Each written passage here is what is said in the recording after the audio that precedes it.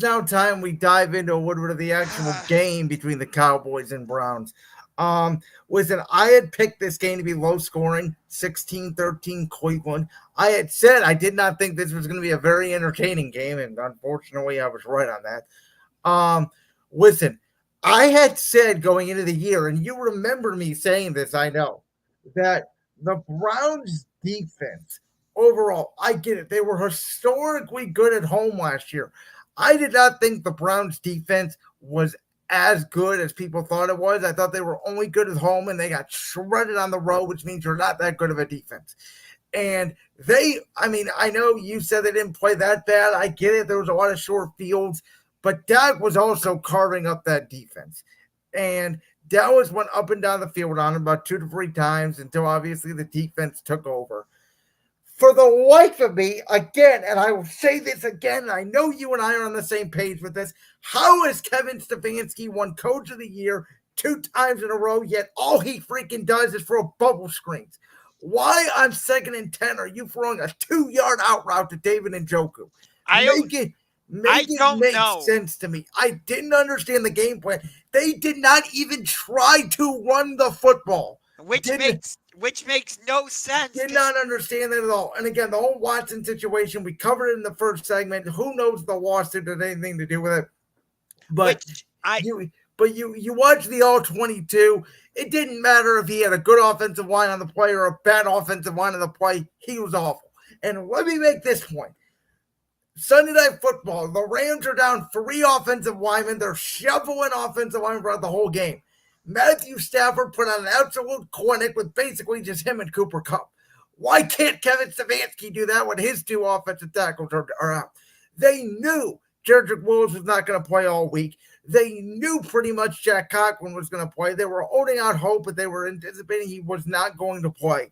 And they let Jones and James Hudson go one-on-one with Micah Parsons for most of the game. That was an objectively disaster game plan.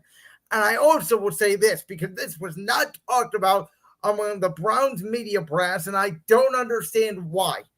The loss of Bill Callahan as the offensive line coach. I said it in our season preview. It was going to be a massive loss, and it wasn't talked about.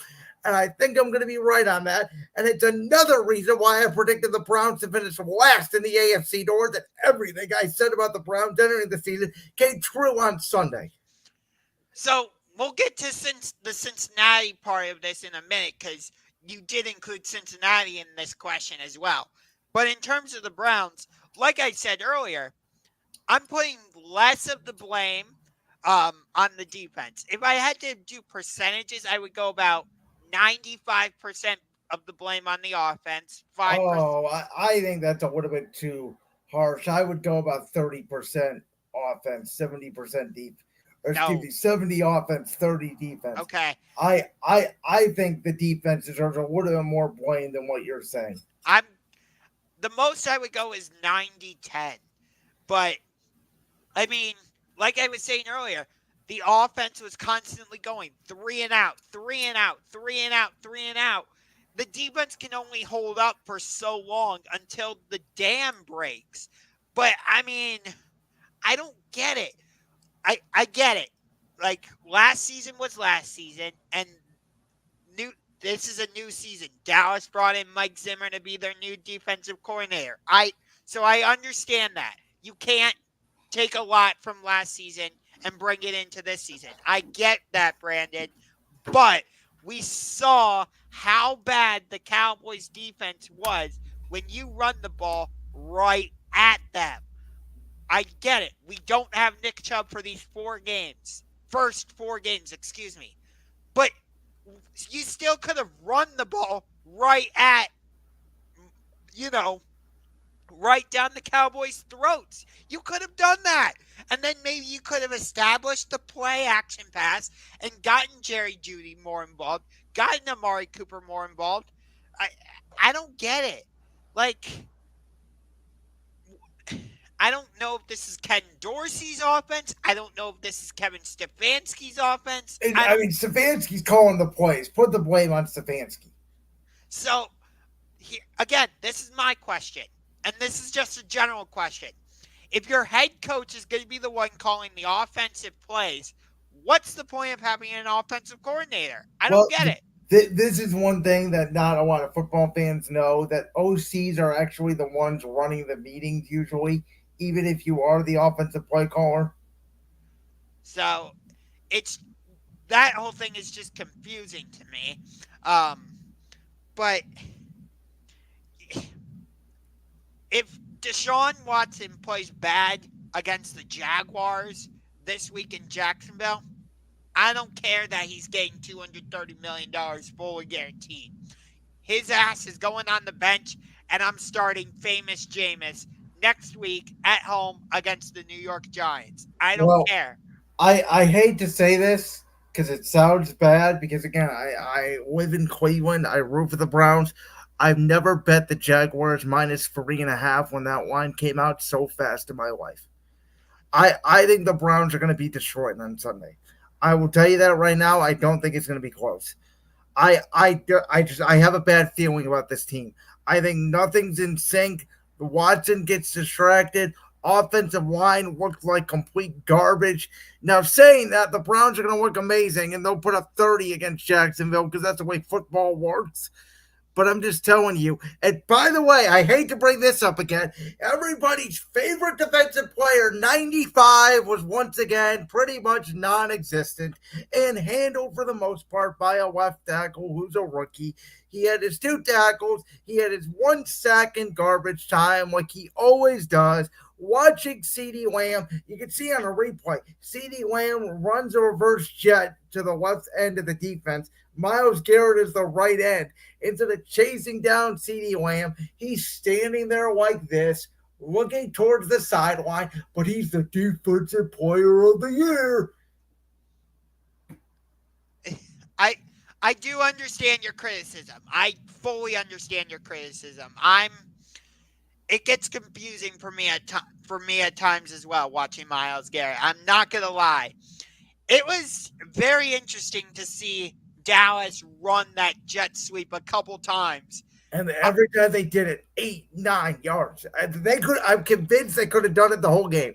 yeah, but I want to flip it over to Cincinnati because we do have the Bengals included in this question. Okay, so if you watch this game, this was a strange game. Um, New England, I got to give New England a little credit here. They were more physical. They ran the football. They played good defense. It was the week 1 surprise that we all said someone's going to get upset week 1. And when I heard Jamar Chase's contract situation was worse than I initially thought, I just kind of assumed that he was going to play and, there was no issue there. And I did not realize that T. Higgins was not going to play. When I heard that, I kind of thought New England's got a shot to win this game. And New England didn't even play that well. And really, the difference in the game was, they threw a touchdown to Gasecki that got taken away. And then the next play, New England gets a strip fumble. That was pretty much the difference in the game. But Cincinnati always starts off slow. They have Kansas City this week, and I don't know what to think of that game. They're probably going to lose. They're probably going to start 0-2. Would not be surprised if they do. Wouldn't be surprised necessarily, though, if they won either. But Joe Burrow in his career is now 1-10 in week 1 and week 2 games. So this is nothing new to Cincinnati. I think they will eventually figure it out. The concern part will come in if it's week 3 or week 4, because I know they got the Panthers coming up. I believe they got the Commanders coming up as well. And Chase is sitting out, or T. Higgins is still out. That's when I would start to get concerned if I'm Cincinnati. I'm not there yet. Also, because of the fact that Baltimore also lost to Kansas City, which helps. Yes. Um. So the Bengals, they lost to the Patriots in week 1. They're at Kansas City this week. Then they host Washington on Monday Night Football. At Carolina, Baltimore in week 5, Giants in week 6, at Cleveland in week 7, Philly in week 8, Raiders week 9, Baltimore again week 10, So Chargers. that's manageable. I mean, just go the first 10 games there. Could they go 5-5 in those 10? Yeah. I could see that. But again, Cincinnati, it doesn't that always seem to be them? They're right at 500, and then November, December, a lot like those old Andy Reid teams in Philly, a lot like those Belichick teams in New England. Take off in November, December football. Yeah, but but I will say this: how many more excuses are we going to give to the Bengals for like these week one and slow starts? Like, in the past it was the Browns, bad weather, Joe Burrow injury, something's not right, with whoever. Like, how many times are we going to keep allowing the Bengals to give these excuses? I think that answer will come if Joe Burrow's healthy and they still make the AFC Championship game. That's all that matters for them. Right, but like, are we just going to keep allowing them to get off the hook with these slow starts? I mean, if you're the Final Four or you make it to the divisional round every year, yeah. Eh, I guess, but at the same time, it's like we see Kansas City; they usually get off to fast starts, and Well, but they didn't last year. right, but they have Mahomes, so Well, Cincinnati has Burrow, and if Burrow's healthy, the earliest they've been eliminated is the AFC Championship game. that point is true. Um, but I will say this: watching New England, sure they didn't do a great offensively.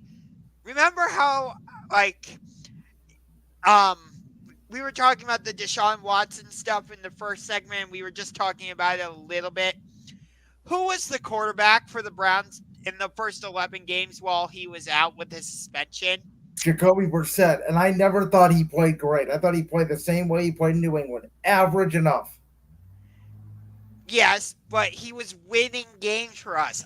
In his last game as a starter before Deshaun Watson came back, do you know who he beat in what turned out to be his final game here in Cleveland? Tom Brady. He beat Oh, Tom. Tampa. If I Yeah. remember right, they blew him out that game. I'd have to Or go was that back and the look. overtime game? I don't remember.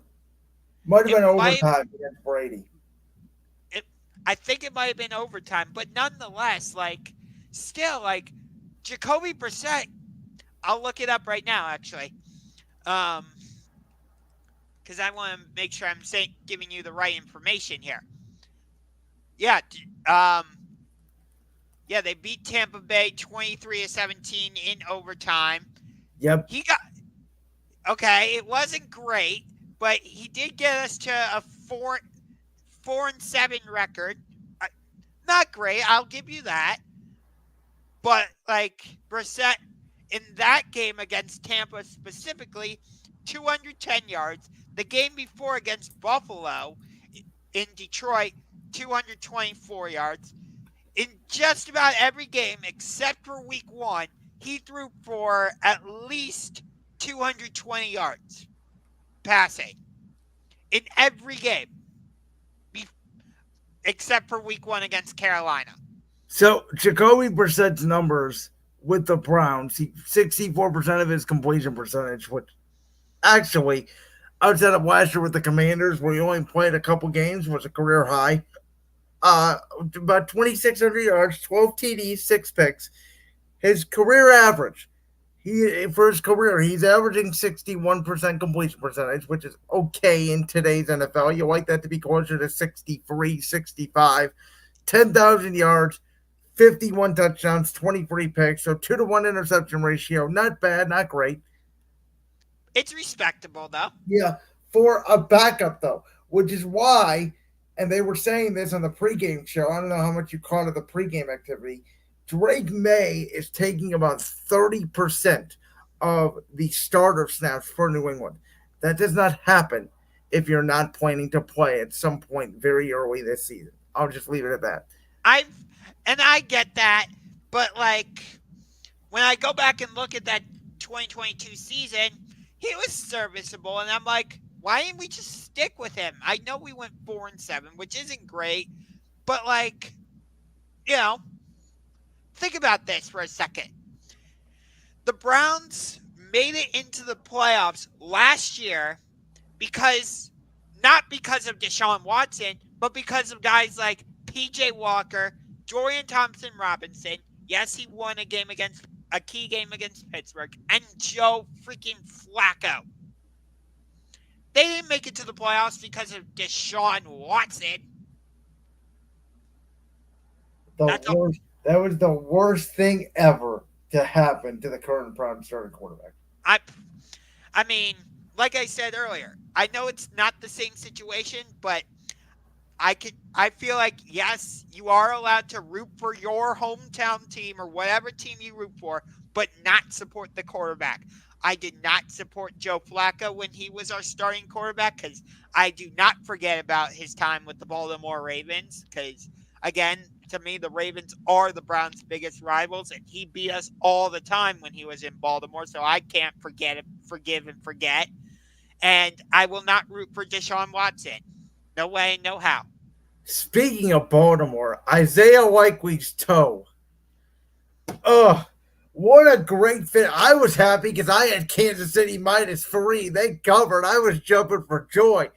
But, ugh, for Baltimore, I think this was the worst case scenario if you're a Ravens fan. It's what we talked about last week, Josh. Lamar plays well.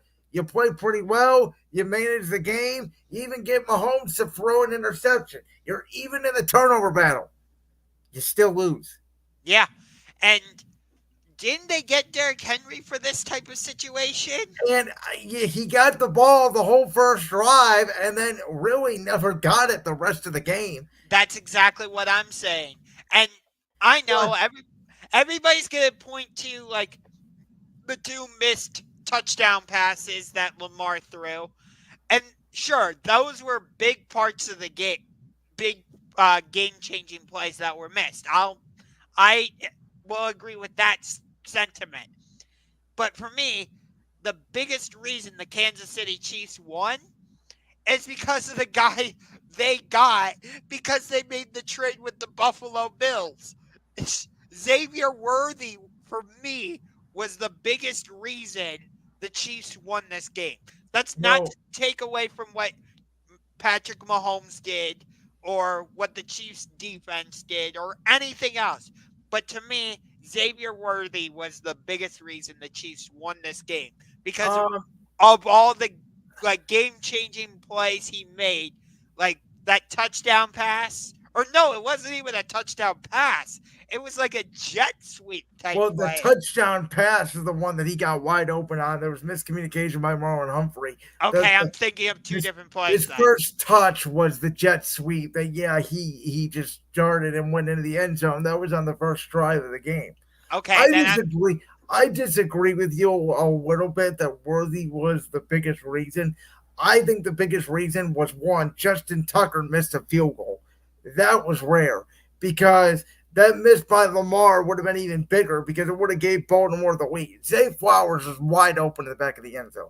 oh yeah. And that game should have been over at the 2-minute warning, but Kansas City could not put Baltimore away, and their defense could not get a stop. Their defense played well.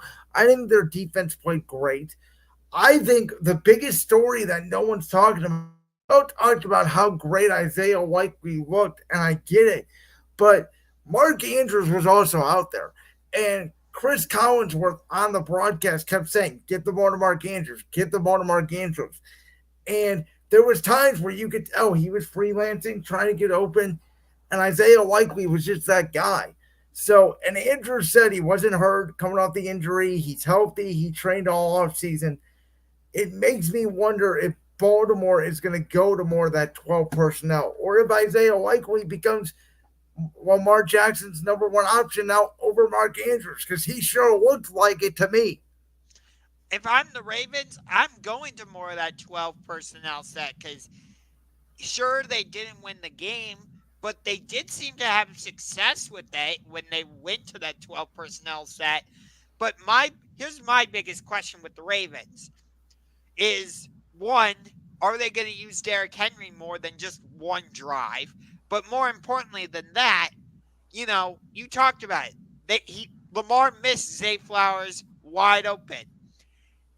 Was last season just a blip for the Ravens, or is Zay Flowers and Rashad Bateman and some Duvernay, are they going to come back this season and say, yes, we can be legit weapons for Lamar to throw to? No, I think those guys are all legit weapons. I just think last year Lamar was on fire. He made every single play he could, and that's not going to repeat itself twice. And he also ran a lot Thursday night, made a lot of plays with his legs, but ultimately was obviously not enough. And now again, if you're the Ravens, you got to be like, man, we played maybe our best game of the year, our best game against Kansas City that we played in the last couple of years, and we still lost. Right. Like, I don't know what you do now if you're Baltimore. All right, let's move on. Let's talk about the debut of the number one overall pick, Caleb Williams of the Chicago Bears, because my God, was this an ugly game. And I almost won in fantasy despite Caleb Williams putting up only 7 mere fantasy points, despite him only throwing for a mere 60 yards. Um, and despite all that, the Chicago Bears were down 17-0, and they did what the Chicago Bears almost never do, and they won the freaking football game. Now, I will say this. They won the game because of a blocked punt, and they won the game because Will Levis is in a competition with Deshaun Watson, Daniel Jones, and Bryce Young for the worst quarterback in football. That interception was the worst interception I might have ever seen a quarterback ever throw. That I have no idea. The pocket was actually clean. Will Levis trips to his left into pressure and underthrows it right to the Chicago Bears. Now Caleb did miss a wide open Keenan Allen for a touchdown. I think that's going to take time. It's going to take more time than I originally thought. Keenan Allen did drop a wide open pass in the end zone, which you never see. So that should have been a touchdown pass for Caleb. And that was near the end of the first half. I think Caleb is already starting to learn the NFL defenses are faster than, Pac-12 defenses. There was a couple of plays he tried to play hero ball, and, Tennessee got him in the backfield. I think it's going to get better. I think it's going to get better week in and week out. I still have high expectations for this Bears team. My concern has not raised any bit. All I'm doing is being a little more conservative in my expectations for the Bears this week against Houston. That's going to be a very intriguing game, and it might just be on my list of my top 5 games to watch this week. That might be a small spoiler. We'll have to wait and see in the next segment or so. But you look at the Bears' schedule. They beat Tennessee in week 1. They got Houston this week, Indy in week 3, and then a pretty big game in week 4 when they host the LA Rams. Then you got the Carolina Panthers, Jacksonville in London, and then you got the bye week, Washington, Arizona, and then New England. So that's a lot of 50-50 games and not a ton of great defenses. Houston, I think, and maybe the Rams are the 2 hardest games in that stretch. I would throw Indianapolis in there. Yeah, I would agree with that. But I do think, I'm glad they got the win. I think if they didn't get the win, it would be a different story. But now I think that win is a good learning experience for them. And listen, it's just going to take some time. Yeah. It's good. It should be a fascinating matchup on Sunday night. As I said, Will Levis is in a competition with Deshaun Watson, Daniel Jones, and Bryce Young. By the way, one of the things is not like the other in terms of the money they're making. Yeah. Those guys are in a competition for the worst quarterback in football. Yes. Honestly, I think you mentioned the Titans, you mentioned the Giants, you mentioned the Browns, you mentioned the Panthers. You mentioned 5 teams right there. I think 4. Okay, I think 3 of them are going to be looking for their franchise quarterback come the 2025 draft. Which one is not? I'm going to give Bryce Young a little bit of a break, just a little. Hey, I tried. I can't unsee what I saw Sunday. I try to be optimistic about the Panthers.